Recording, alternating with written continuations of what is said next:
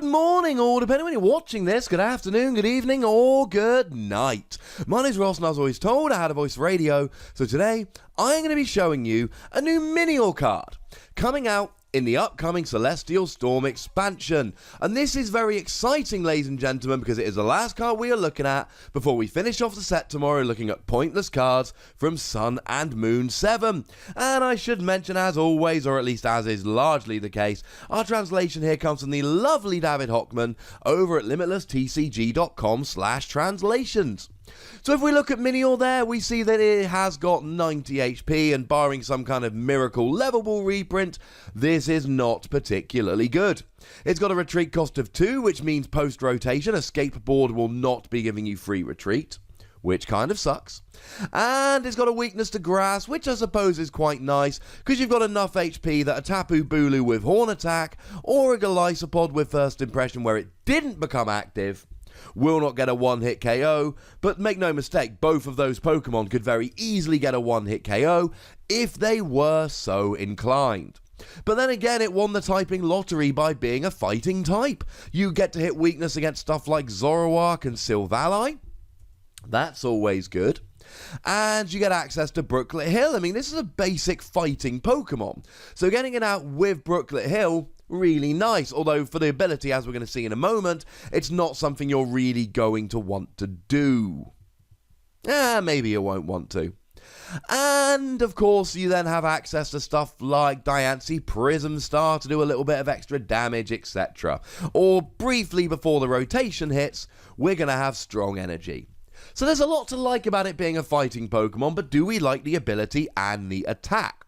Well, the ability here, Starfall. Once during your turn, when this Pokemon is in your hand and you have bench space remaining, you may put this Pokemon from your hand as your active Pokemon and put your former active Pokemon onto your bench. You can put Minior directly from your hand into the active. And this is why you wouldn't use something like Brooklet Hill, because if you used Brooklet Hill here, it would go onto the bench, and then you'd have to try and get it in the active. Maybe using something like an escape board, maybe using something like a Guzma. It's not to say it can't work, but it is to say that it's not 100% ideal. And this is an ability we've kind of seen on other Pokemon. So Tapu Koko basically has this ability at the moment. Now don't get me wrong, it's not exactly the same. Tapu Koko goes down and takes all of the basic lightning energy from your field with it when it goes into the active. So it's not exactly the same, though it is rather similar. And we also see that the new Articuno GX, which is also going to be coming in Celestial Storm, essentially has this ability, but again, like Tapu Koko, you get to take the energy over. Should we all be feeling sad for Minior that he doesn't get to take the energy with him? No. No, we really shouldn't, because well, it's got a single energy attack. And it's not one of these, it's a single energy attack, but you can do more damage by piling more energy onto there. It's a single energy attack, you don't need it. And look, this could be kind of good, because the reality is we're moving into a format without Floatstone. And even though everybody's going to be playing Guzma, Guzma really isn't a card you want to use just as a switch. You can use it as a switch, and sometimes we all do, but Guzma's like Lysander. Guzma's one of these amazing cards that allows you to drag a Pokemon from your opponent's bench into their active. These are cards which have been among the best cards in the format pretty much forever. And using one as a switch, to be blunt, ladies and gentlemen, is a fairly monumental waste. So we don't want to waste our time using it as a switch. So without something like Floatstone, having a Pokemon like this is good. The one thing that makes me really sad, imagine if this had a single retreat cost and could be used with a skateboard. Or imagine if it had free retreat. You would essentially have a free switch. You could just put it down onto the bench, and bearing in mind it's a Pokemon, so you could search it with something like Ultra Ball, not Nest Ball though, because Nest Ball, like Brooklet Hill, puts it straight onto the bench and you lose the ability. Then you'd be able to put it into the active, and then immediately retreat it, and it would basically be like a searchable switch. It would be brilliant. But if ifs and buts were candy and nuts, we'd all have a Merry Christmas. It's not worth worrying about, but it is a missed opportunity. This is a card with free retreat that would have been amazing. With a retreat cost of 2, then you lose that, hey, I'll pop it into the active and retreat it, and you're basically left with, fine, I'll attack with it. So what does the attack actually do? 1 fighting energy, 30 damage. At which point we're thinking, well, that's alright, because we've got strong energy and we've got Diancie Prism Star, and then there's Pokemon like, for instance, Zoroark that are weak. And we could actually be hitting up to 100 damage with weakness, Diancie Prism Star, Choice Band, and strong energy. That sounds great! Oh no, wait, sorry. This attack is not affected by weakness, resistance, or any other effects on your opponent's active Pokemon. Now, this statement is not all bad. But the one thing I will tell you for nothing, it's horrible when you think about weakness, because remember what I said a minute ago, right? It's a fighting Pokemon. One of the best things about fighting Pokemon at the moment is that you're hitting a really good weakness against really relevant Pokemon. And now I'm basically sitting here telling you, oh no, wait, no, you're not actually hitting for weakness anymore. Sorry about that. There's no way around it, ladies and gentlemen. That's just a little bit rubbish. But the good news is you get to hit through resistance, and we do see a lot of resistance to fighting Pokemon. Flying Pokemon are pretty much always resistant, so something like a Ho-Oh GX, you would be able to do an extra 20 damage here, which could be relevant in actually getting a KO. And then, of course, you get to go through other effects. Now, it's rotating, but Jolteon is a really good example here. Jolteon EX has an attack which makes it immune to basic Pokemon.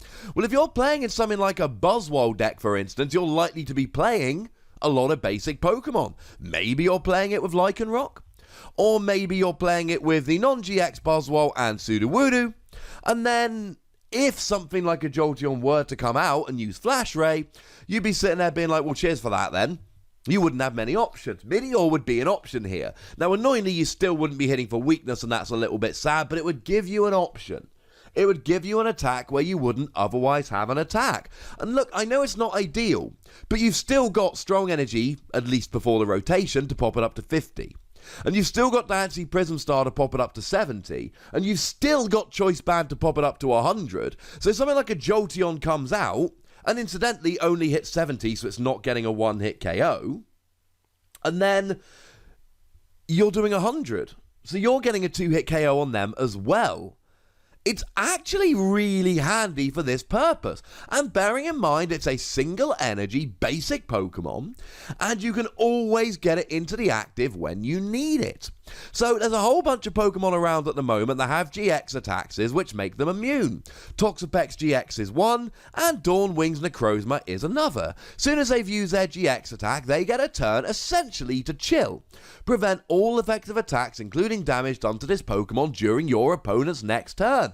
Well, that is an effect on the Pokemon, and look, maybe briefly before rotation you could play Pokemon Ranger, but that has fallen so far out of favour I really can't suggest that you do. But I will say that now, in comes Minior. And look, it's far from perfect, but there's actually quite a lot to like here. Now, to be clear, it is a very specific kind of Pokemon. If you want a tech against things like Dawnwing's Necrozma's GX attack, this is it. The ability chucks it straight in the active, which is nice. It can get up to 100 damage with all of the modifiers that fighting decks are going to be playing anyway, and it goes through effects of attacks.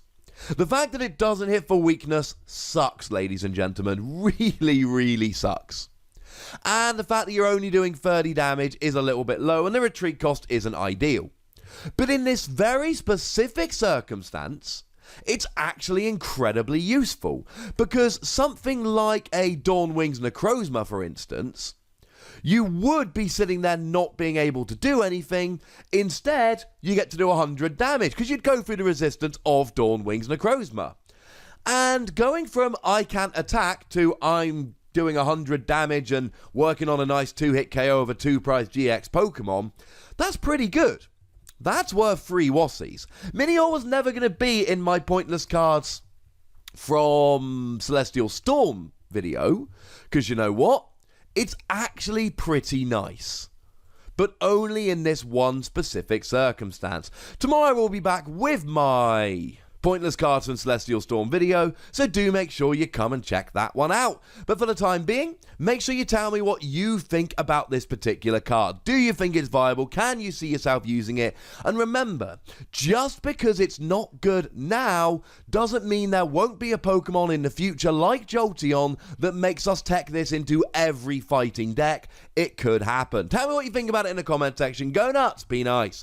Make sure you like this video, subscribe to this channel, follow me on Twitter at TheWasi, and Twitch for some live action at twitch.tv/PTCGRadio. If you want to support the channel, get some bonus podcasts and so on, head on over to patreon.com/PTCGRadio, where you can do just that. But by far the most important thing, as always, is to look after yourselves. Until next time, thank you very much for watching. My name's Ross, and you've been watching PTCG Radio.